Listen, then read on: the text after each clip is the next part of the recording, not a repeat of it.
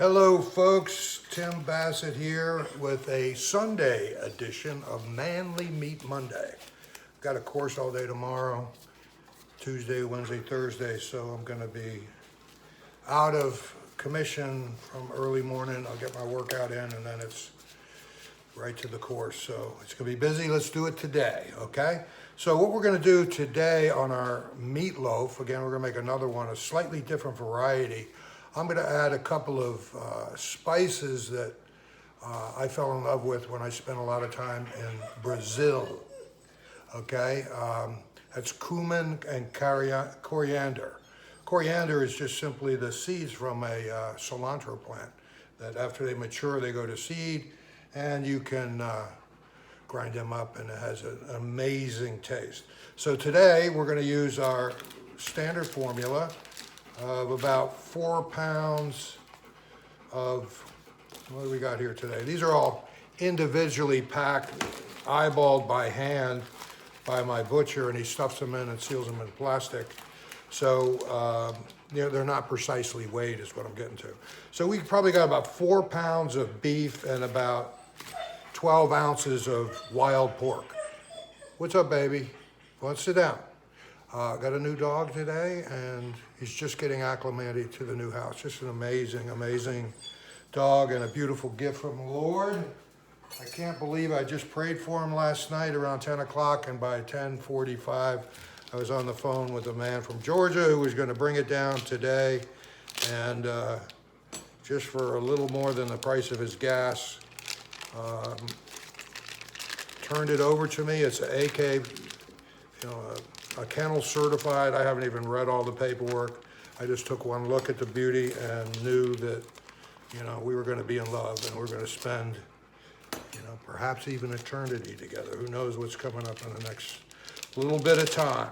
So anyway, with my organically raised beef and pork, what you have here is all the vitamins of nature absorbed through the digestive tracts of the animals and then, put into the meat. We eat the meat and that transforms into our bodies much more effectively than our eating the plants directly. Okay, we just don't have the systems to digest plants as properly as a herbivore does. So I know we're omnivores, but whenever we can, we should eat natural meats, okay? Because they're gonna be much more healthy for you. I'm gonna grab my coriander and my cumin. Okay, now these are not organic. I'm just coming out of a few years of poverty, so I've got to be thrifty, and I bought these over at the dollar store. So I'm gonna just lightly mix my meat together. And probably give a little bit to my friend here. Let them know that life is gonna be good, that is off of puppy chow and Purina and all those crazy combinations of food and into natural, organically raised meat. So it's gonna be a spoiled puppy. So we got that kind of mixed together, not completely. I'm gonna grab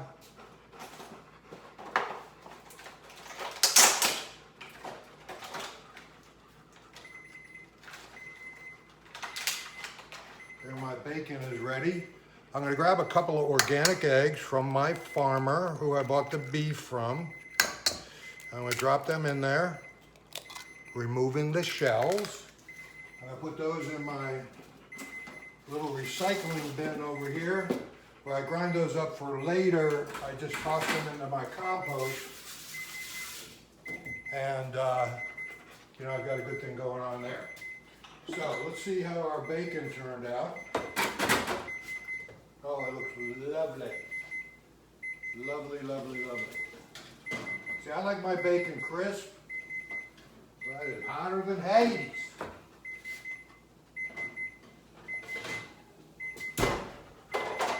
Oh yeah. I'm gonna bring the camera over as opposed to drag that over and show you guys how I like my bacon. It is on the crisp side, And I like to have it prepared at once at the week because it's far less messy, and you know, I can just heat it up on my griddle and we're good to go. Now, another thing that I may have showed you in the past, but I do as a regular basis, is I have my little lard jar, and I take my bacon and my other meats and I drain the fat into my lard jar. Okay, lard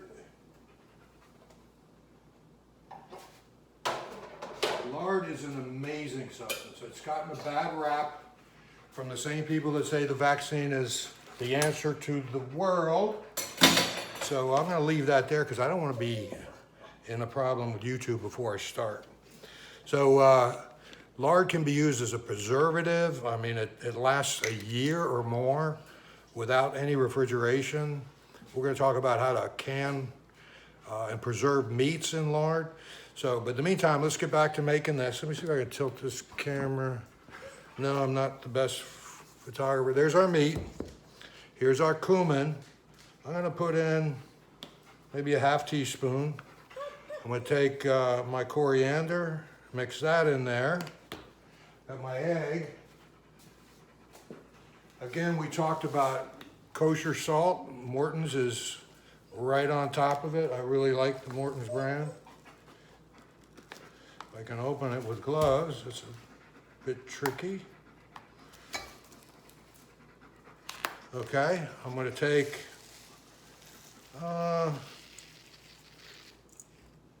that much, which is probably a teaspoon, and then a little bit more. I'm going to take my fresh ground pepper, get out of the way, baby, and grind it up. I like a good amount of pepper in there. And then we're going to mix our other spices. So today we're going to use Louisiana hot sauce, a couple of dollops of that. We're going to use my organic ketchup. Yeah, we're going to use, I don't know, ¼ cup of that. I'm going to use my, what is this brand? Wober's sweet and spicy mustard. Okay, I'm going to take about a teaspoon of that, squirt it in, maybe a teaspoon and a half. And then we got the other one, which is the hot and spicy, which got a little horseradish in it. And put about the same in there. So we got all this in our bowl, kind of looking ugly. You just put your hands in there with your protective gloves and mix that stuff up. I like to just squeeze it through my fingers and then swirl my hand around kind of like a whisk, and then repeat the process. Swirl. You want to mix that egg in there real good because that's going to give it some body as it cooks. Those proteins form like a binder. Now, a lot of people will throw in like toasted breadcrumbs and things. And if you do that, you're going to get a greater quantity by stretching it out. You maybe get the equivalent of ½ or ¾ maybe even a pound more of size. But I try to keep my carbohydrates really low.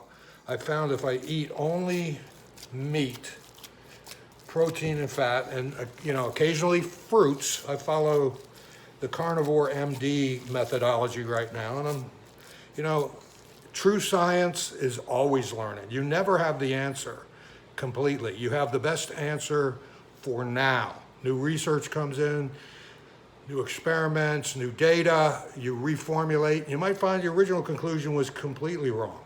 But, you know, usually if you do it well through the process, you can learn and refine it, particularly with things like diet. And you have to do this for yourself. I mean, we know our FDA is funded by drug companies. We know that the USDA makes its revenue from giant conglomerates like Bayer, and which, you know, took over, you know, almost every food distribution or production center in the world, and they got a lot of influence. So you got to do your own homework, Because if you notice that in the 90s, 1991, they came out with carbohydrates are the best thing in the world for, keeping your weight off and, to lower heart disease and risk of blah, blah, blah, blah, blah. But what happened since 1991 when that food pyramid with 90% of your calories coming from carbohydrates was the norm? Well, we have, 10 times the amount of diabetics. I don't know what the real number is, but it's way too many. We have more overweight people than ever in the recorded history of this world. And that's not because, there's a lack of discipline, there's no daily mobility, and I believe that that food pyramid has a lot to do with it. Now, why would they do that? Well, because if you know who owns Bayer, they also own Pfizer, they own Amgen, they own everything else. They get you sick with their food, and then you got to take their medicines. You run through their health care. I mean, let's face it, they say that communism is where all businesses, means of production are owned by the government. We pretty much have that already. It's not owned by the government, but it's owned by the people who own the government. BlackRock is, and Vanguard are the two largest mutual funds on the planet. And they are largely funded by the Federal Reserve, and they own each other and the second, third, and fourth largest as well. So they have a controlling interest of all means of production, media distribution, it's just everything. And while we were watching Survivor and Next Coming Star, whatever those shows are, this stuff was going on for the past 30 years, and now we're faced with a problem that we had our part in creating. Remember, this is a government for the people, by the people. And when we're not doing our part, they're going to do whatever the hell they want, which they did. So, all right, enough of that. We got our meatloaf nicely mixed. Oh, sorry. My little doggy underfoot. So I'm going to spray. And eventually I'm going to get away from using spray canola oil completely. I just, kind of fell for it like everybody else. And I'm using it. And really what I should be doing is lining my plate with lard. So, all right. Here we go. Nice, relatively even sized. Can shape that a little. I like to make a slight crease across the top where I can add some more goodies on it. So I'm going to take off my gloves now. And I'm going to get, if I have, a mixing bowl. And then I'm going to add some more of my salt. About a half teaspoon. Mustard. Half teaspoon, maybe that was a teaspoon. 2 teaspoons of ketchup.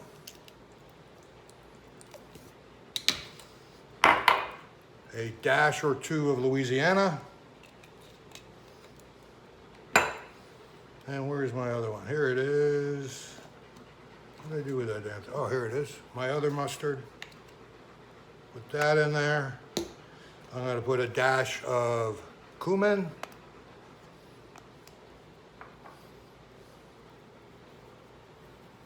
Cumin is a very wonderful spice. A little bit of coriander. And then I'll get my baby whisk. 99 cents. Stir that stuff up reasonably well. And then I'm going to pour it down the middle of the crease, and I'll get some better camera production. I was blessed to have a new job, which will give me a few extra bucks, and I'll be able to do this a little bit better. And also I'll learn as I go on. And your comments and concerns always help, so keep those coming in. I greatly appreciate it. I know I don't know everything. Actually, I know very little compared to the total body of knowledge. So I'll just spread that out with my spatula. Okay, and I'll give you a peek. See that nice groove down the middle? I'm gonna take a little pepper, put a couple grinds of that, and then my Mediterranean sea salt. Something about the area of the Bible and the salts that were accumulated there, and using them just kind of gives me a good feeling. So I'm going to take this, I'm going to pop it in my middle shelf at 400 degrees. I'm going to set my timer for 17 minutes. And I'm not going to bore you through all that, but what I'll do is after that 17 minutes, I'm going to drop it to 325 and cook it probably another 20-30 minutes.